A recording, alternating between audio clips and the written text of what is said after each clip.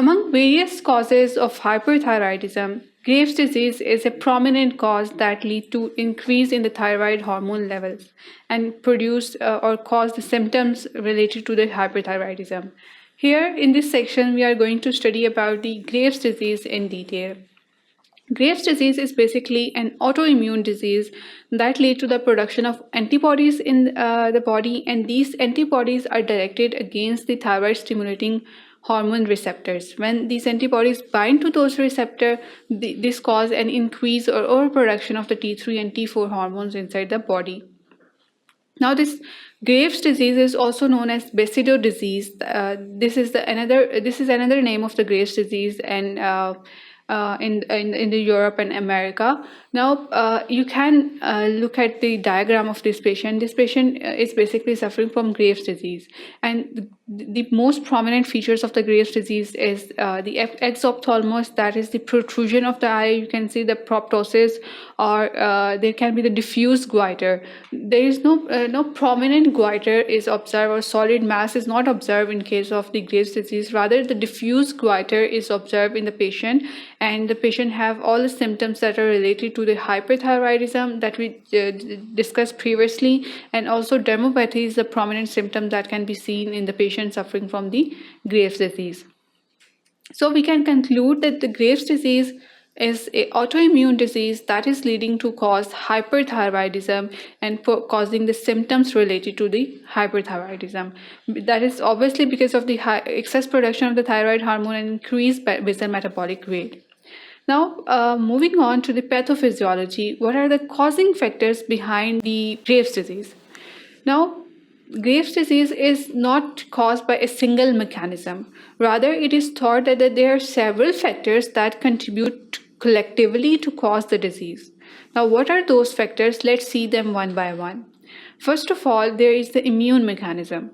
As I told you, that there is the autoimmune reaction that takes place, maybe because of genetic defects or any other environmental factors. There is autoimmune reactions.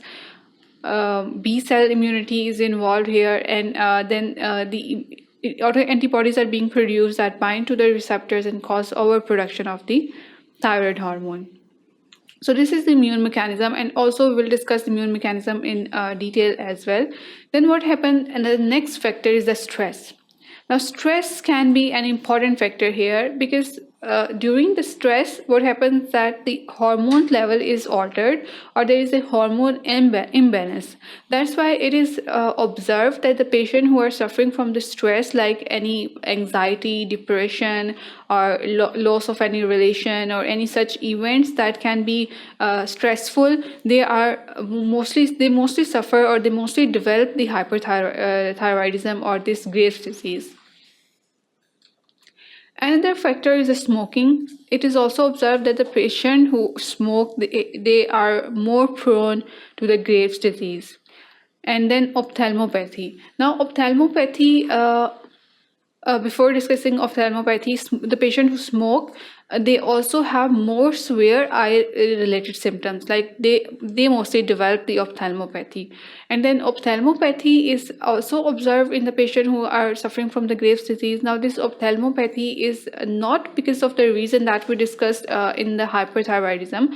We discussed that there is the production of increased glycosaminoglycan that lead to the increase in the ocular pressure. That might be a reason, but here there is another theory that is considered, and it is that the immune mechanism that is involved in the production of antibodies and the cell-mediated immunity, that is basically causing this ophthalmopathy. How? Because the antigens that are specific for the thyroid cells, they have also some relation with the orbital fibroblasts, and because of this relation, they are collectively affecting the eyes and thyroid hormone or the thyroid gland as well.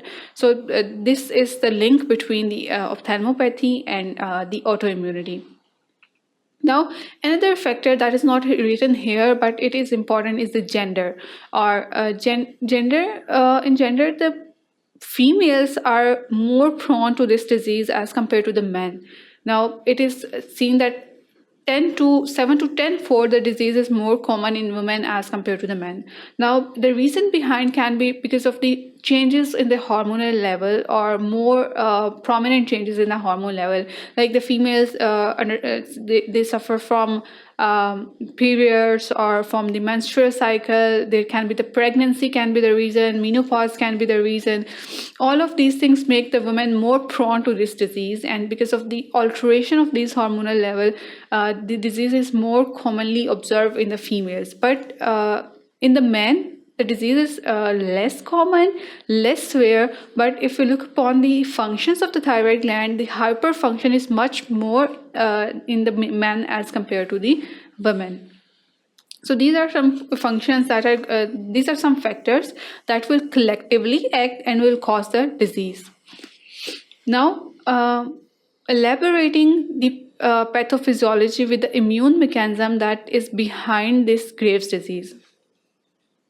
What happens that basically there is a CD4 T cells that are involved in causing the Graves' disease. Now these cells are also the cells that are involved in causing the Hashimoto-thyroiditis. Hashimoto-thyroiditis is basically a type of inflammation, and thyroiditis is the inflammation of the thyroid cells or thyroid gland, and it is the autoimmune immune type of the inflammation. Now this type of thyroiditis lead to the hypothyroidism. But the Graves' disease is leading to hyperthyroidism. Now, what happened in case of the Graves' disease? That these CD4 T cells basically signal the B cells to produce the antibodies, the plasma cells, and then the plasma cells produce the antibodies against the TSH receptors, and the antibodies that are produced here will bind to the TSH receptors. When they will bind with the TSH receptor, they will activate the adenylyl cyclase, and through this adenylyl cyclase, they will cause an increase in the level of the CAMP. Now, because of the increased level of the CAMP, what will happen that these thyrocytes are basically the cells of the thyroid gland. They will cause increased production. They will start the production of the thyroid hormone, and there will be the excess production of the thyroid hormone under the influence of these antibodies. Now, what will be the consequence? There will be the increased thyroid hormone secretion, and there will be the hyperthyroidism. Now, CD4 cells are the main cells that are involved here, but CD8 cells can also be involved in this whole process. Now, when the CD8 cells are involved, the main function of them is the cytotoxicity, and they lead to the cytotoxicity. When in case of the Graves' disease, there is involvement of the CD8 cells. The disease is prolonged because of the cytotoxic nature of these cells. But in case of Hashimoto-thyroiditis, if you see, in Hashimoto-thyroiditis, also there is the production of the antibodies that bind to these TSH receptors. But what happens here that CD8 cells cause the cytotoxicity that will lead to the cell death. When there will be the cell death, there will be obviously a decrease in the level of production of the hormone, as there is the number of the cell is decreased. That will lead to the hyperthyroidism. So this is how the Graves' disease progress, and the difference between the CD8 cells functions in the Graves' disease and Hashimoto-thyroiditis. Now, what are the clinical features that are observed in the patient who is suffering from Graves' disease? Now, you know that Graves' disease is the cause of hyperthyroidism. So the symptoms that the patient of Graves' disease will present will be much more similar to the symptoms of hyperthyroidism. So just go through them. First of all, there will be the fine hair can be seen in the patient, and there will be the tremors. The patient who was suffering from hyperthyroidism also will have tremors, and there will be the exophthalmos, that is the proptosis. It can be observed in the patient of Graves' disease, and obviously hyperthyroidism as well. Then there can be the goiter, diffuse goiter, as I told you. Then there can be the sweating, that is due to overactivity of sympathetic system. Then there can be the tachycardia, again, that is due to increased cardiac output, that was due to the RAS activity and the erythropoietin production. There will be the muscle wasting will increase. There will be oligomenorrhea, and then this oligomenorrhea will then convert or progress to the menorrhea in the patient. Then there will be the weight loss that is observed in the case of hyperthyroidism and in case of the Graves' disease as well. So these are some prominent features that are observed in the patient suffering from Graves' disease. Then moving on to pathology. Now, pathology is also related to the patient who is suffering from hyperthyroidism, as both are linked with each other. You can appreciate here hyperplasia. Hyperplasia can be observed as the cells are overactive and in a hyperplastic state.